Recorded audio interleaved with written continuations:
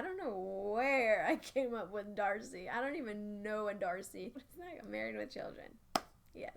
I'm going to put everything on a Google slide and it will all be down in the description box below. Down below. Like it's like down there. It's not down there. It's down where you're at, either on your computer or your phone. Okay. It is the virtual Halloween activities. So everything that needs a template will be on here, and then I will describe how to use each one of them. You just have to make it fun. You just have to make it fun, to make it fun, make it fun, fun, fun. All of these activities, you have to be excited, and if you're excited, they will love any of these activities. All right.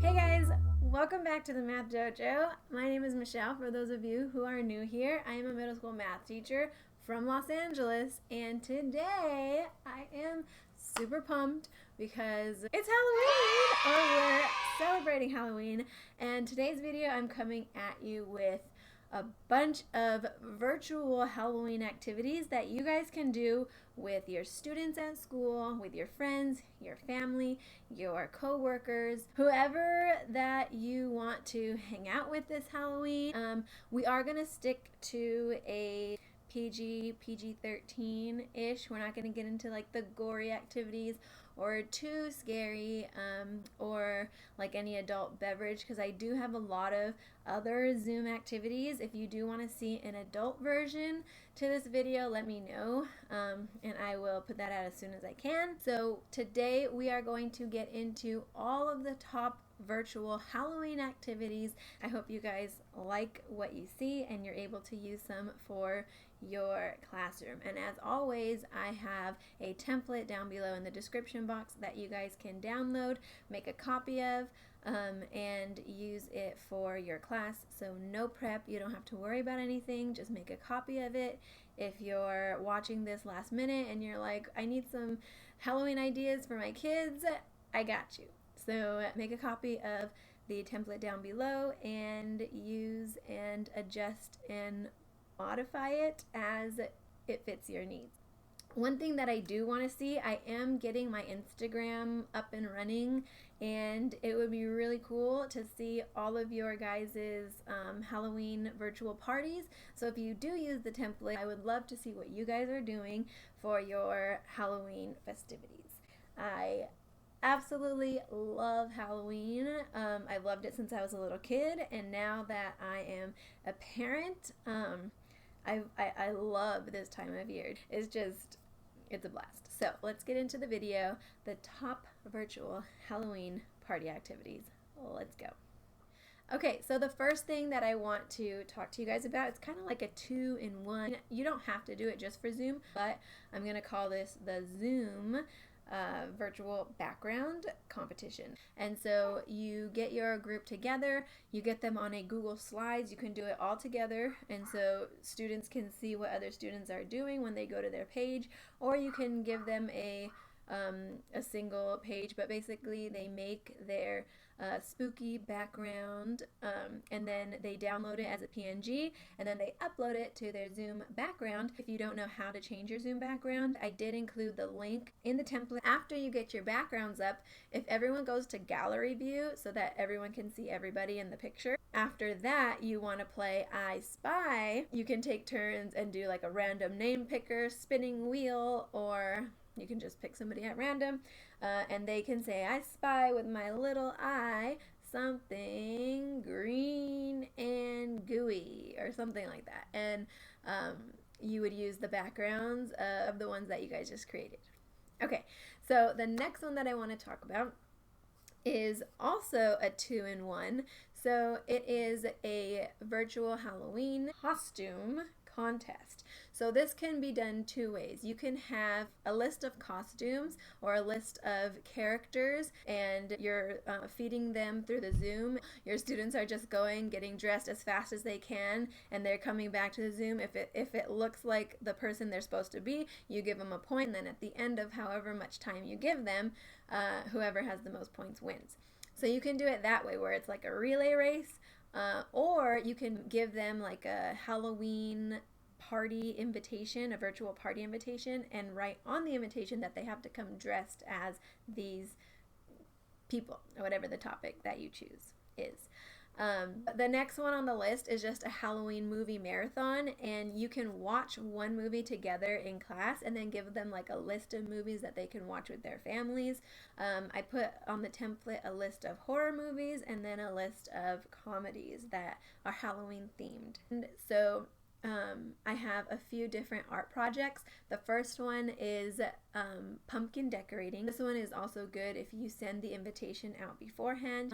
Whatever pumpkin mold that they're going to use, whether it's a piece of paper, a little pumpkin, a big pumpkin, you're just decorating that pumpkin. So it could be that they're carving, or one could be coloring with stickers and markers and glue and glitter, paper mache, whatever it is that they have. It's just a fun way to all sit down together. If they don't have any of those things, that is where this template comes in, because the next one is the virtual edition, which looks like this. So basically you just show them, if they want this whole thing, they just hold down the shift as they're clicking on each one, and then you're going to copy the whole thing and go to your pumpkin, and it says it right here. So before you send this template out, I would just delete that.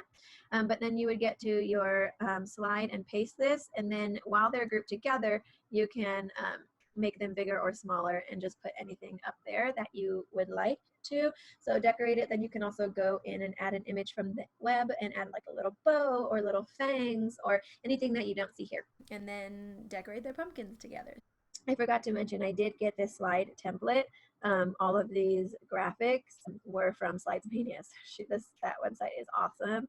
So I love this one. It is digital pixel art, and I have some that are like little tiny boxes, and you can make your art a lot more detailed, or you have a lot bigger boxes and you just make very easy shapes like a pumpkin or an apple. You can merge these cells together and make one longer problem. And so another one like this is just for them to create their own pictures. So we have the key up here. If they type in an A, so anywhere if they type in an A and hit enter, it's going to be red.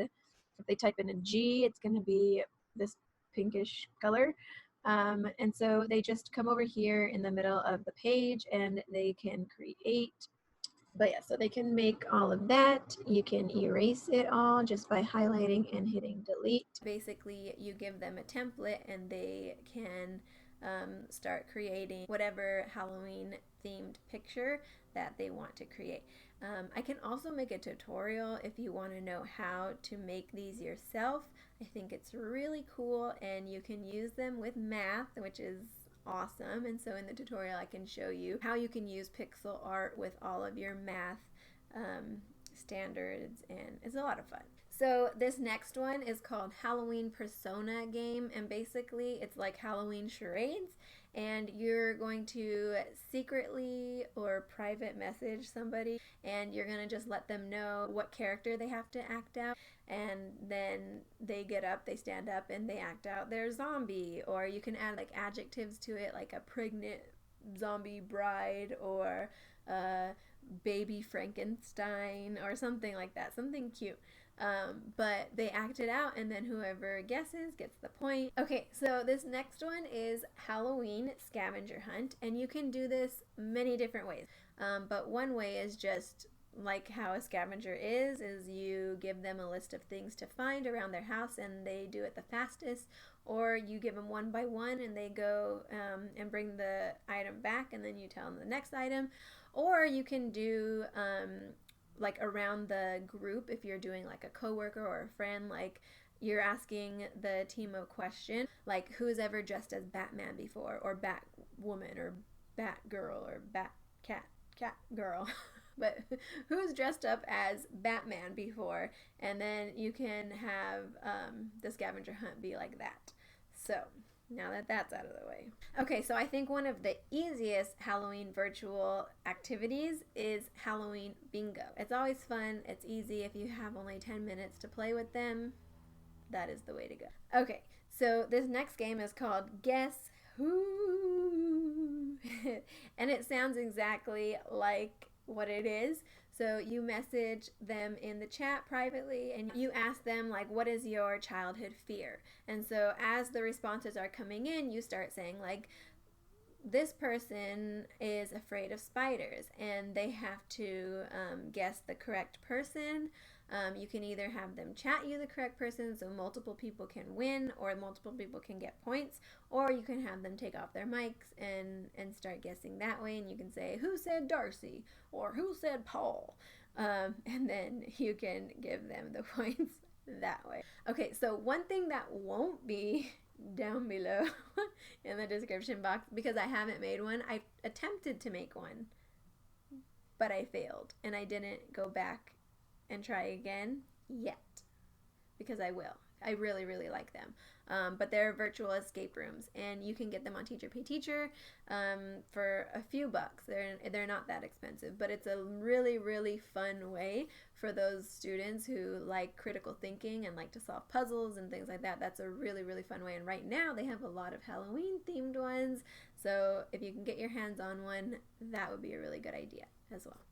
This one is one of my favorites for a couple of days before Halloween, when you're starting to get into the Halloween spirit, but you're still doing academic content. It's an interactive storytelling, but Halloween style. So you can either use the story that I've come up with, or you can create your own. But basically, you make a story, and all of your Halloween-ish type words, you have them do actions to whenever they hear those words in the story. So if you're saying a ghost, whenever you say ghost in the story, they have to like hide over their head. Or whenever you say zombie, they have to like move like a zombie or something like that. So that brings us to the end. But if you found one that you want to use and you're excited to use, please let me know down in the comments. Tag me on Instagram, because I'm just getting my Instagram up and running. It is Math Dojo 3. Because Math Dojo was taken. Yeah, tag me your pictures or your how everything went, because I would love, love, love, love, love, love, love to see and hear what you guys are doing in your classrooms. If you guys have any other ideas as well, please leave them down in the comments for everybody else to kind of get some more ideas. One thing that I do want to say is it is a really good idea just to start getting your kids in the mood for Halloween and just the excitement of it all, because right now, especially at this time when they're all at home, they need to get excited.